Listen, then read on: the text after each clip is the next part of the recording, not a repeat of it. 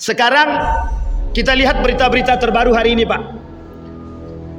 Pak Presiden Prabowo memaksa pemerintah untuk menutup judi online dan para koruptor. Usut tuntas.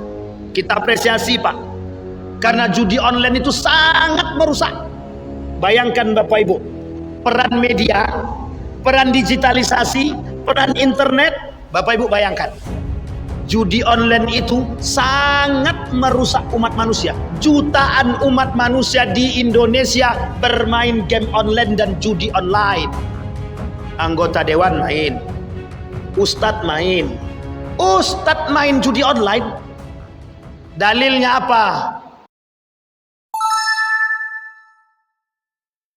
Malam hari ini di masjid ini alhamdulillah salah satu kitab yang berjudul Mauqifus Salaf fil Fitan, fitnah akhir zaman, yang diperbincangkan oleh ulama-ulama salaf, sebagian besar telah usai kita kaji di sini, alhamdulillahirabbil alamin.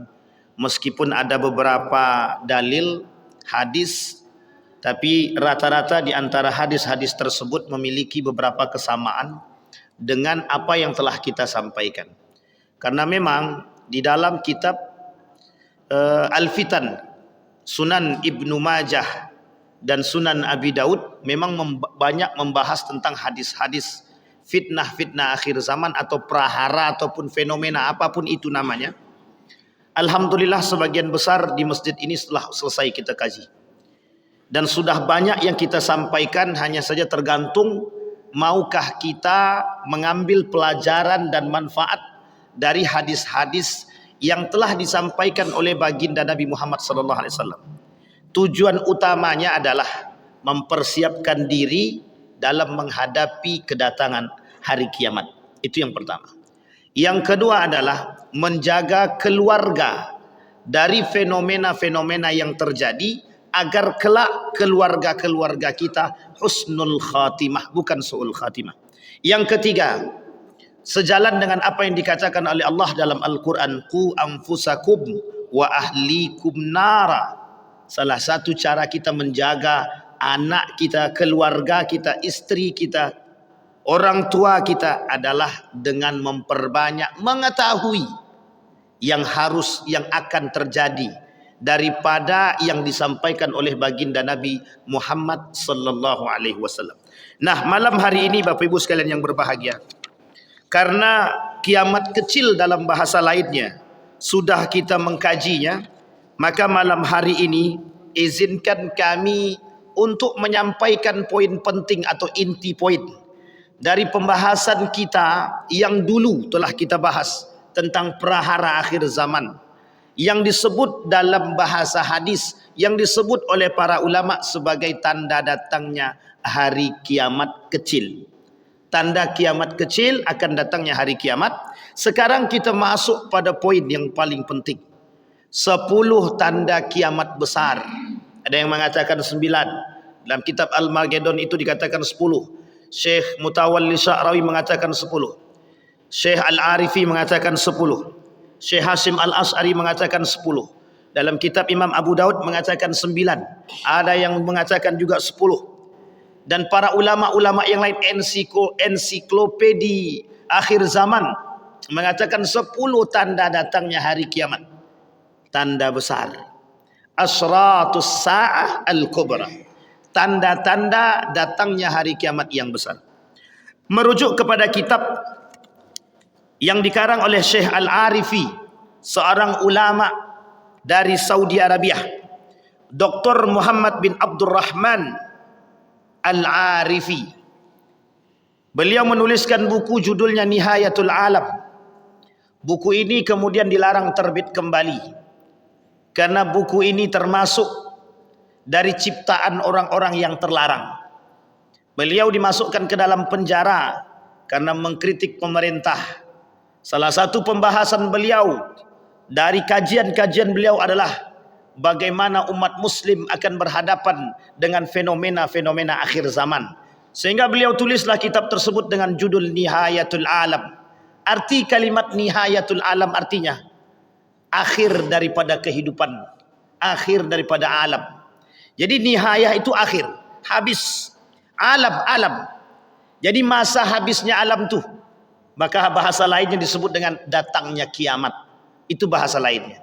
Di dalam kitab beliau ini disebutkan paling tidak ada 10 tanda kiamat besar yang harus setiap muslim mempelajari. Syekh Abu Bakar Al-Masyhur dalam ceramahnya mengatakan, hari ini bagi umat muslim, hukum mempelajari tentang atau mengetahui keadaan akhir zaman, hukumnya bukan lagi sunnah tapi wajib. Karena mereka harus mempersiapkan diri. Karena hari kiamat tak lama lagi, kata mereka. Mengapa mereka mengatakan hari kiamat tak lama lagi? Ini adalah prediksi. Bukan mengatakan kiamat besok, bukan. Seperti yang tertera oleh Amerika, dibuat film 2012 kiamat. 2022 kiamat, tak jadi juga. 2026 kita tunggu. Apakah datang kiamat di tahun 2026? Itu kita tak tahu. Prediksi-prediksi seperti itu. Tapi Syekh Al-Arifi bukan mengatakan prediksi yang dalam perfilman, tapi beliau mengatakan berdasarkan kepada hadis baginda Nabi Muhammad sallallahu alaihi wasallam, berdasarkan pada asas fenomena, berdasarkan pada kiamat-kiamat kecil yang disampaikan oleh Nabi dalam hadisnya pada pasal yang disebut dengan fitnah akhir zaman. Maka Bapak Ibu sekalian yang berbahagia, malam hari ini kita merujuk kepada kitabnya Syekh Hasim Al-As'ari. Kata Syekh Hasim Al-As'ari menukil dari perkataan baginda Nabi Muhammad sallallahu alaihi wasallam. Ittala'an Nabi alaina wa nahnu natadhakaru faqala ma tadhakarun qalu nadhkuru as-sa'ah. Kata Nabi kepada para sahabat, datang kepada para sahabat Nabi, dan Nabi melihat para sahabat sedang berbincang-bincang tentang sesuatu. Kemudian Nabi bertanya kepada para sahabat, apa yang kalian perbincangkan? Nabi bertanya kepada para sahabat, apa yang kalian muzakarahkan? Apa yang kalian perbincangkan? Apa yang kalian diskusikan? Kemudian mereka mengatakan, nadhkurus sa'ah. Kami sedang muzakarah tentang hari kiamat. Kemudian Nabi berkata, innaha lan taquma. Sesungguhnya hari kiamat tidak akan terjadi hatta tarawna qablaha, sampai kalian melihat sebelumnya asyra ayatin, 10 tanda-tanda kiamat. Fadzakara ba'da dzalika, qala Syekh wa qala Nabi fi hadzal kitab, dalam kitab ini kata Nabi, fadzakara ad-dukhan, akan bermunculan asap-asap dukhan. Yang dukhan tersebut menyebabkan datangnya penyakit. Mata manusia tak mampu melihat dukhan asap yang begitu besar. Kemudian dikatakan oleh Nabi, wad dajjal kata Nabi, akan datang dajjal. Kemudian dabbah, binatang melata. Wa tulu' syamsi min maghribiha. Apa artinya? Matahari terbit dari sebelah barat, maghribiha, atau dari sebelah tenggelapnya. Kemudian disebutkan wa nuzulu Isa bin Maryam, turunnya Isa bin Maryam. Wa Ya'jud wa Ma'jud, datangnya Ya'jud wa Ma'jud. Wa thalathata khusufin, khasfun bil masyriq, nanti akan terbit, akan terjadi gerhana-gerhana, berbagai macam fenomena gerhana terjadi.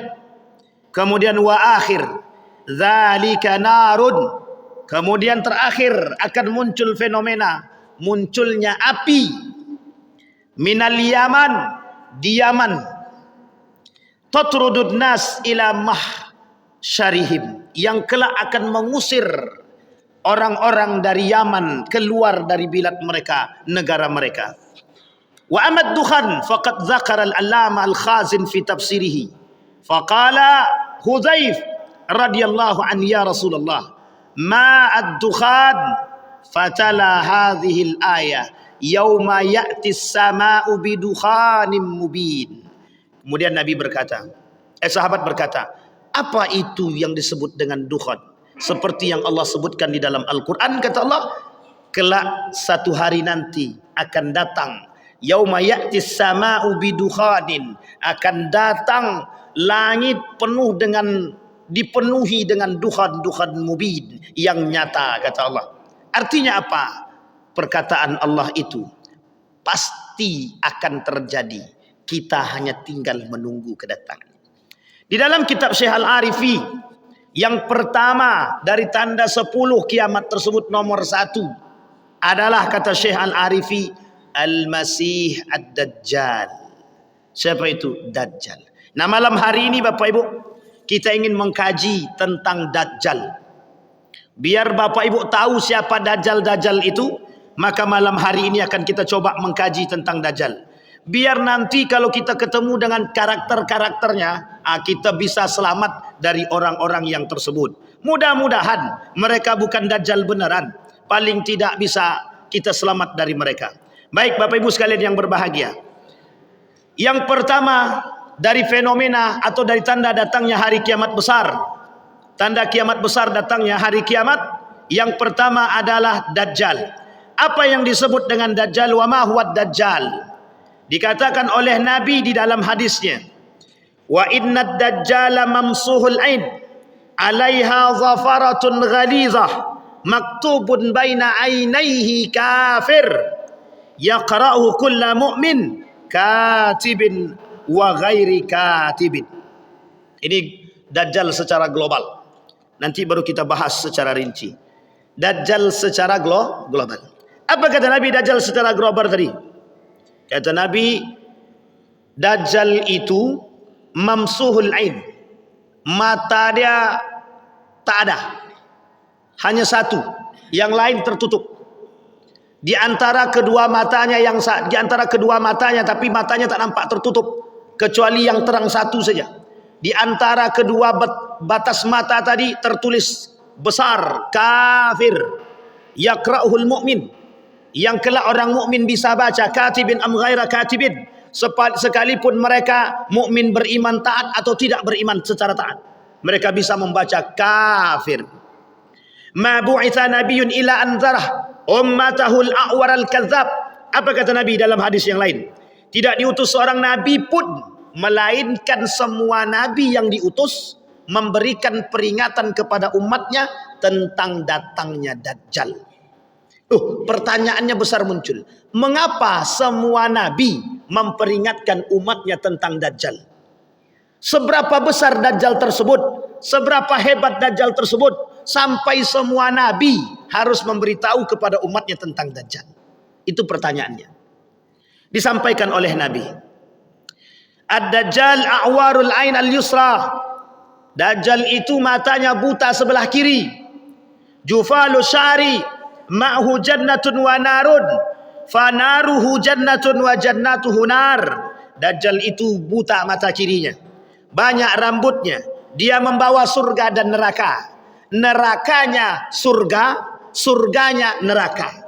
Jadi penuh dengan tipu daya, kadzab. Dajjal ini pendusta.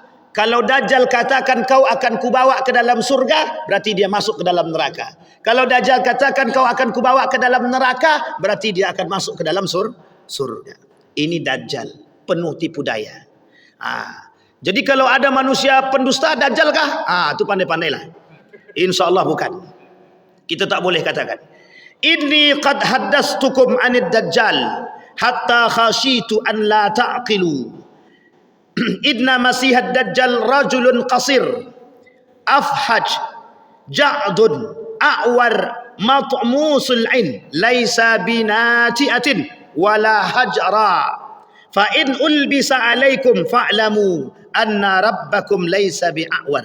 Sesungguhnya aku sudah menceritakan kepada kalian tentang Dajjal, tetapi aku masih saja khawatir kalian tidak mengerti akan Dajjal tersebut. Sesungguhnya Al-Masih Ad-Dajjal itu laki-laki jelek, pendek, renggang antara dua matanya, dua betisnya, pendek keriting, buta sebelahnya, dan terhapus matanya, tidak tinggi, tidak berlubang pada matanya yang terhapus. Jika dia itu tersamarkan atas kalian, maka ketahuilah sesungguhnya Nabi Muhammad tidak buta, sesungguhnya Allah tidak buta.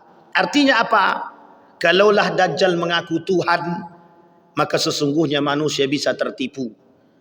Maka perhatikan kata Nabi, kalau kalian tak tahu itu Dajjal atau bukan, perhatikan bahwa sesungguhnya Allah itu tidak buta, Nabi itu tidak buta.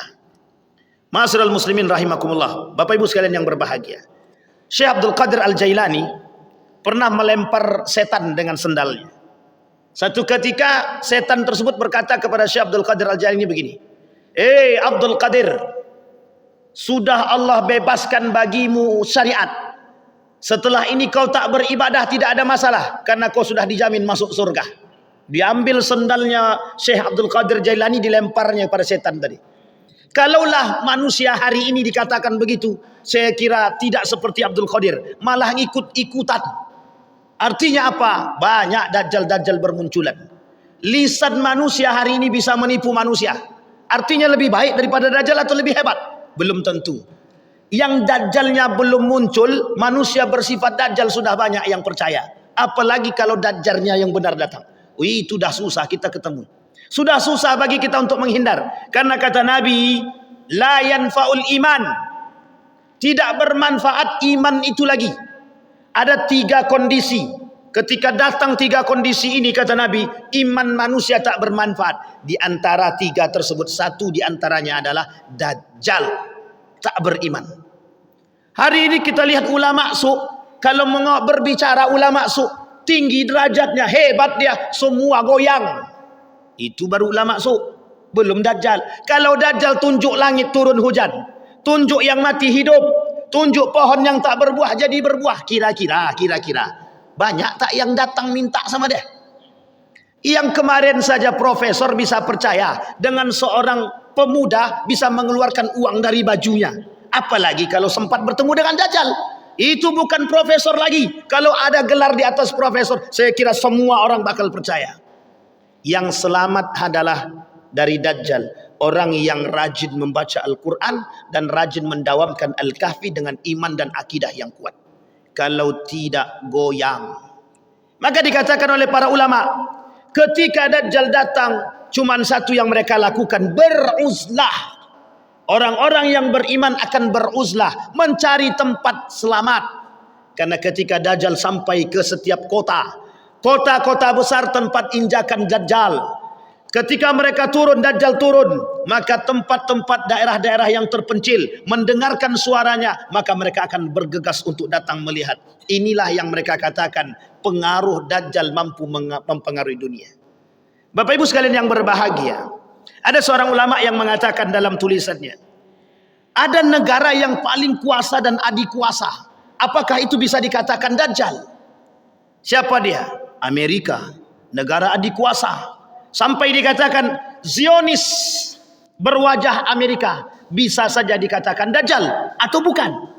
Sehingga mereka mengatakan dajjal itu bisa jadi Zionisme berwajah Amerika. Kenapa kita katakan Zionisme berwajah Amerika? Hari ini apa yang tak bisa dibuat oleh Amerika? Hari ini apa yang tidak bisa dibuat oleh Amerika? Indonesia saja 40.000 ton paha sampah bisa masuk karena diancam. Takut akan ancaman Amerika, datang. Apa yang terjadi dengan Indonesia? Baru Indonesia. Ternyata bukan hanya Indonesia, semua negara mampu berada di bawah kekuatan PBB yang dikuasai oleh Amerika. Bapak Ibu sekalian yang berbahagia. Sehingga dituliskan oleh mereka dalam tulisan tersebut, dalam tulisan Hidayatullah, apa kata mereka? Dajjal itu Zionisme berwajah Amerika. Mengapa? Tulisan Taufik Ismail. Kenapa dia katakan demikian? Karena ketika itu wajah Eropa mampu menguasai wajah dunia.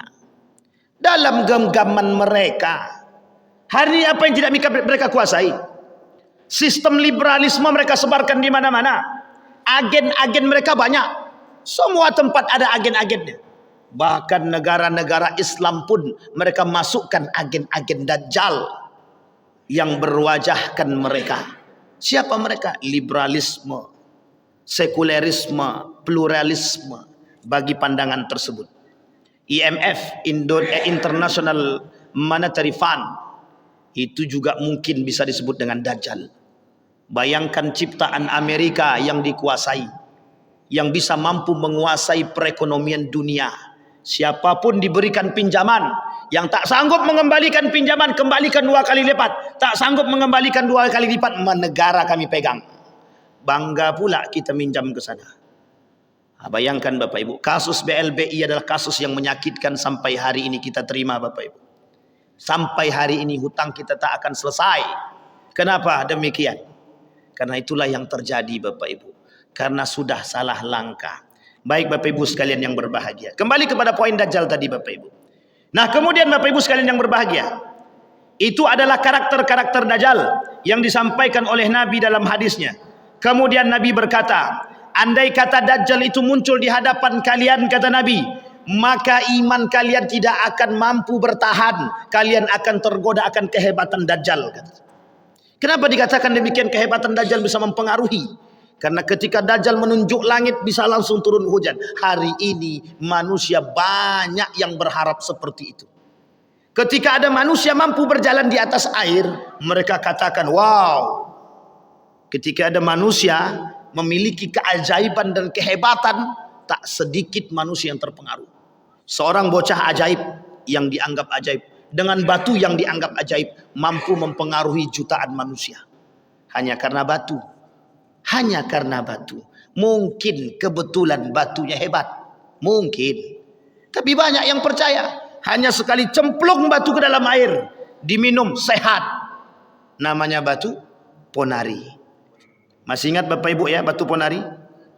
Itu adalah dampak daripada perbuatan yang saat ini kita nikmati Bapak Ibu. Artinya apa? Itu bukan Dajjal. Ponari bukan Dajjal. Tapi dengan tipu daya yang dibuatnya semua umat percaya. Banyak yang percaya. Gimana kalau Dajjal beneran yang datang? Bapak Ibu sekalian yang berbahagia. Nah kemudian Bapak Ibu, di dalam pandangan yang lain pertanyaannya, siapa Dajjal itu sekarang? Akankah Dajjal itu Amerika? Ataukah Dajjal itu para pendusta? Nabi katakan dalam riwayat yang lain, kata Nabi, akan datang pada manusia, kata Nabi, Dajjaluna kadzabun. Akan datang pada manusia, kata Nabi, satu masa nanti, Dajjaluna kadzabun. Mereka manusia-manusia yang berkarakter seperti Dajjal. Dajjalnya belum turun. Manusia-manusia berkarakter seperti Dajjal yang muncul. Oh ini berat sekali. Maka Bapak Ibu kata Nabi, kelak, kata para ulama, kelak di akhir zaman pengikut Dajjal itu 7. Pengikut Dajjal itu 7. Ini baru 2. 5 lagi. Tak akan gini saya lagi bang. Begini saya. 7. Pengikut Dajjal itu 7 pak. Banyak pak. 7 itu bukan sedikit. Siapa di antara 7? Nanti kita sampaikan pak. Sebelum kita sampai ke sana nanti akan kita sebutkan. Kemudian kata Nabi poin selanjutnya.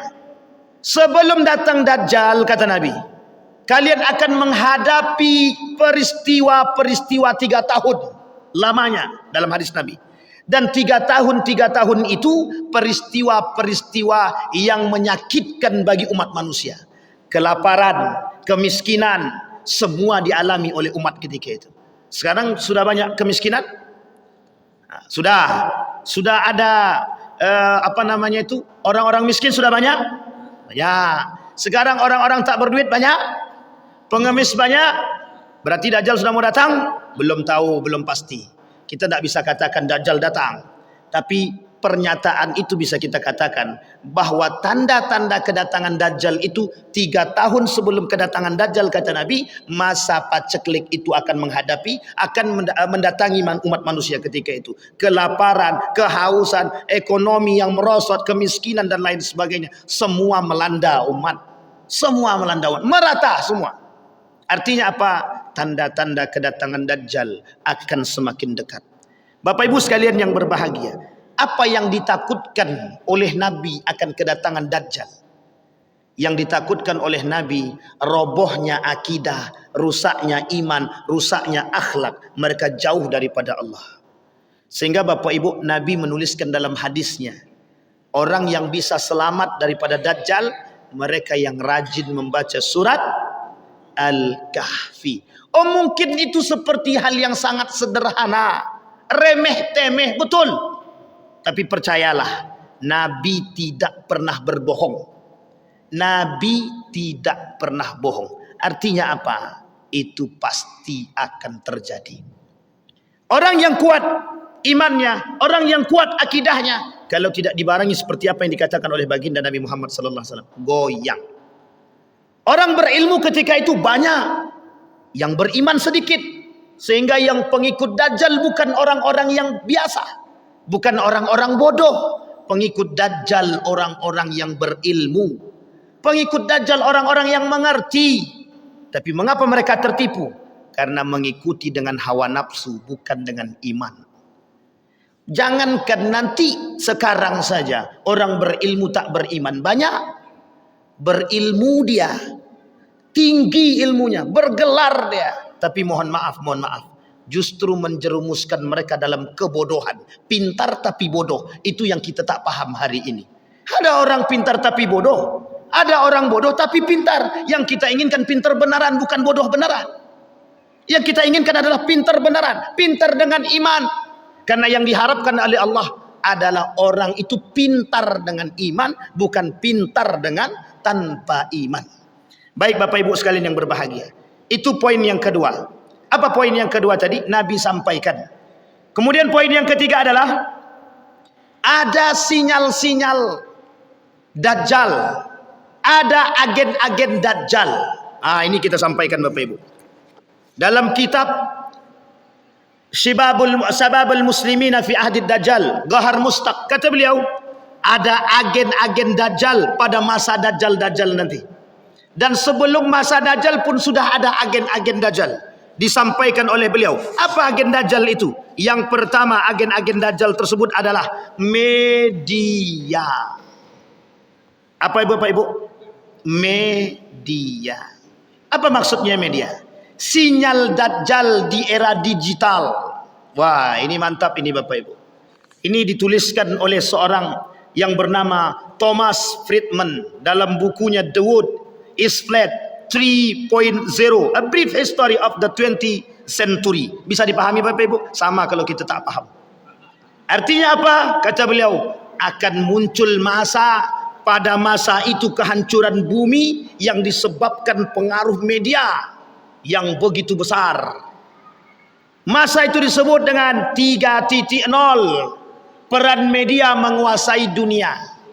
Hari ini kekuatan Amerika bukan pada ekonomi saja. Bukan pada ekonomi saja, tetapi kekuatan Amerika terletak pada media.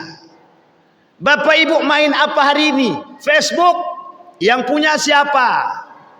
Bapak Ibu punya internet, yang punya siapa? Mereka bisa menguasai dunia melalui media. Teman-teman di depan ini besok, kalau mereka sudah sakit hati, bisa di-cut-nya semua. Hati-hati, pasang bumper, hilang video kita bisa. Mereka bisa menguasai media, bisa. Apapun mereka bisa buatkan hari ini dengan media. Memanipulasi pun mereka bisa. Jangankan memanipulasi video, kemerdekaan satu negara mereka bisa manipulasi hanya dengan media cetak. Perang Inggris dan perang Perancis. Apa nama perangnya? Kalau saya tak salah Bretton Woods. Itu bahasa gaulnya Pak. Betul Pak Ketua? Agak ragu Pak Ketua sedikit. Perang Inggris Perancis. Tujuan Amerika ingin menguasai emas.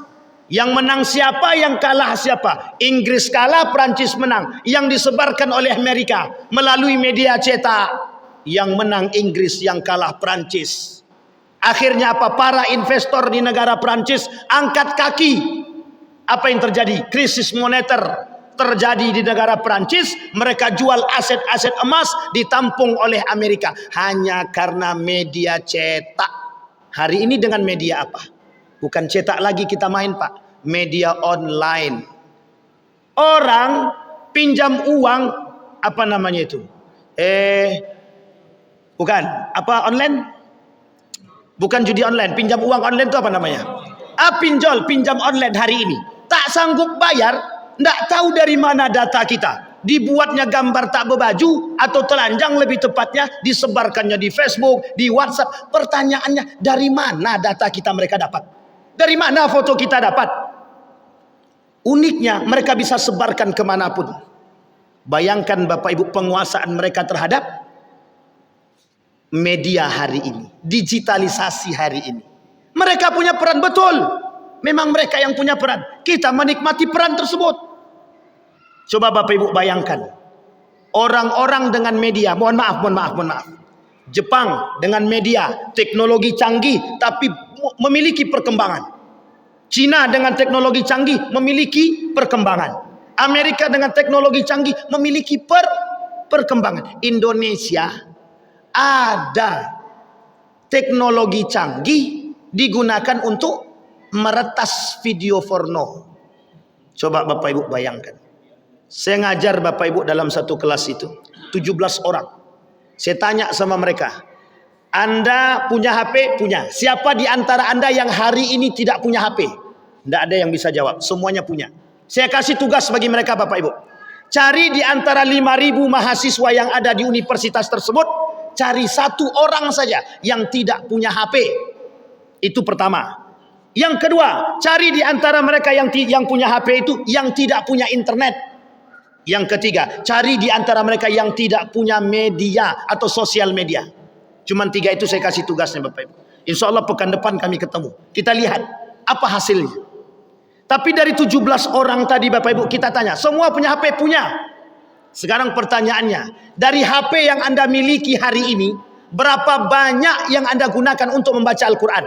Boro-boro baca Quran Pak, aplikasinya aja kami tak punya. 1. Berapa banyak waktu Anda habiskan dengan HP? 24 jam kata mereka. Berapa banyak waktu yang Anda habiskan untuk membaca e-book? Buku-buku elektronik yang ada di dalam HP. Apa jawaban mereka? Boro-boro Pak, download aja tak pernah. Coba Bapak Ibu bayangkan. Itu anak zaman sekarang yang mereka katakan Gen Z. Apa?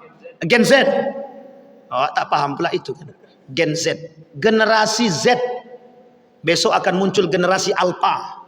Balik lagi generasi B, C, D sampai Z. Begitu terus menerus.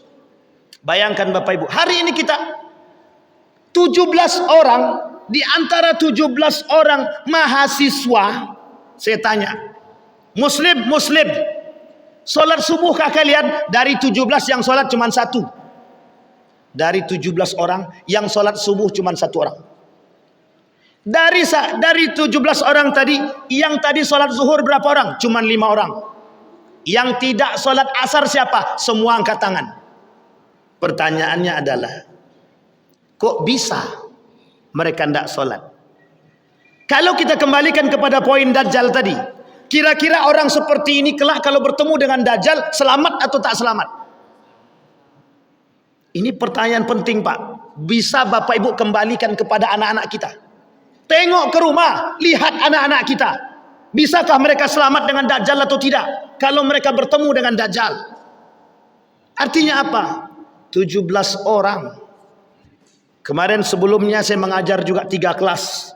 Di antara 3 kelas jumlahnya sekitar 90 lebih, hampir 100.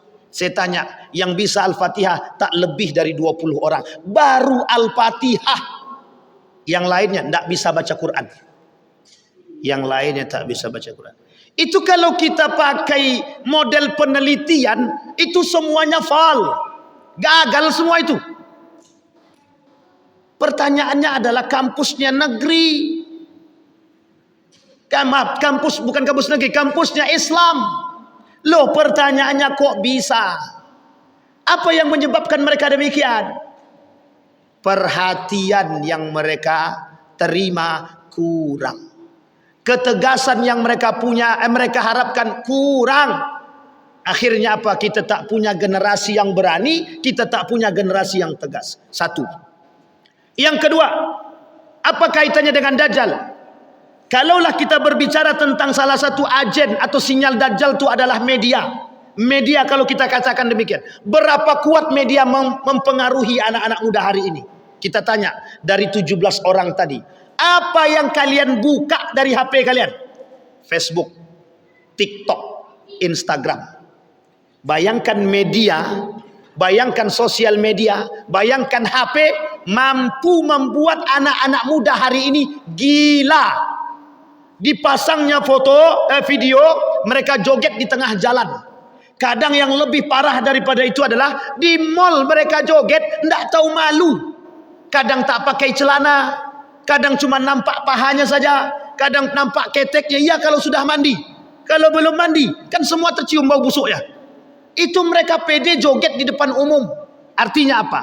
Dengan media, urat malu pun bisa hilang. Apa kata Dajjal? Kalaulah kita katakan media adalah sinyal Dajjal, kalau kita katakan media adalah agennya Dajjal, artinya apa? Pengaruh media terhadap manusia hari ini sangat-sangat besar. Ulama berkata, apa kata para ulama?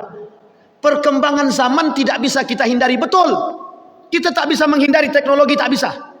Pertanyaannya adalah bagaimana sikap kita terhadap teknologi tersebut. Sehingga para ulama mengatakan kita harus mengambil manfaatnya, betul. Perkataan yang tepat. Masalahnya hari ini lebih banyak mengambil manfaat atau mudarat. Itu pertanyaan kita hari ini. Sehingga Bapak Ibu sekalian yang berbahagia, kalaulah dikatakan digitalisasi, media, internet, semua mampu membuat manusia tertipu, betul adanya perkataan demikian. Maka bisa kita katakan, kalaulah betul Dajjal itu bersifat media, maka kita sudah hancur Bapak Ibu. Kita sudah hancur. Oleh media kita hancur. Bapak Ibu jangan salah. Situs video porno ditutup. Uniknya lagi, situsnya ditutup, kuncinya diberikan. La ilaha illallah. Itu pintarnya ketulungan itu Pak. Pintar banget atau bodoh banget, kita tidak tahu itu. Situsnya diblokir, kuncinya disebarkan. Artinya apa? Ya kalau mau akses ya pakai kunci. Lah kuncinya sudah dibagikan, ya tinggal akses. Sekarang kita lihat berita-berita terbaru hari ini Pak.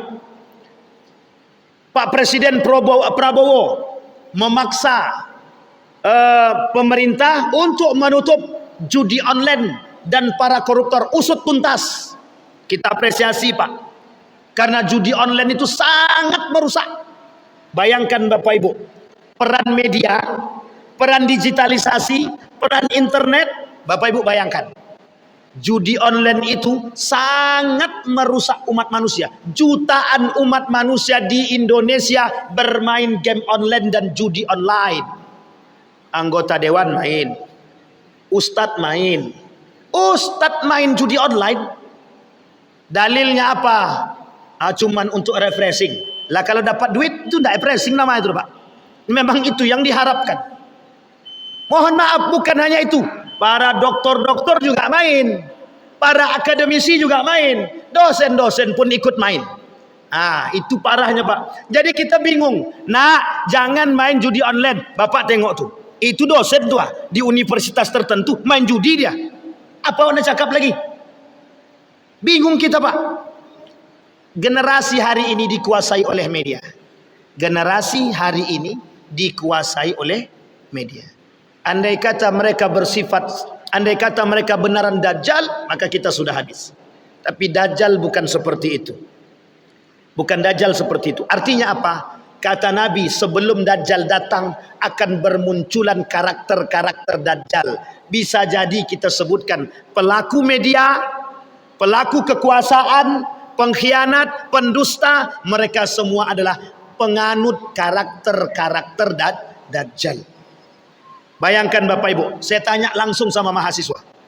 Andai kata Anda yang 17 orang ini tidak ada internet di HP Anda, kira-kira bagaimana pendapat Anda? Stres kami Pak, kata dia. Itu jawaban spontan mahasiswa hari ini. Stres kami Pak kalau kami tak punya. Coba tanya sama abang-abang kita yang di depan nih. Kalau seandainya tidak ada internet, bagaimana mau upload video? Tapi kalau untuk bermanfaat, aman. Yang penting cari aman. Bisa dipahami Bapak Ibu sekalian yang berbahagia. Nah, kembali pada poin selanjutnya Bapak Ibu, itu sinyal. Sinyal Dajjal. Nah, sekarang Bapak Ibu, ini Dajjal beneran belum keluar. Belum keluar, Dajjal beneran belum keluar. Tapi manusia berkarakter Dajjal sudah banyak. Orang-orang yang dipengaruhi oleh perkataan mereka, oleh lisan mereka. Wa minan nasi may yu'jibuka qauluhu fil hayatid dunya, kata Allah. Kelak manusia, banyak manusia-manusia yang berilmu, lisan mereka mampu mempengaruhi manusia, pada hakikatnya mengajak kepada neraka. Sama tak dengan Dajjal? Sama. Tipu daya Dajjal. Nabi dah kata, salatu sanawatin, kata Nabi, sebelum kedatangan Dajjal, masa-masa tipu daya pun bermunculan.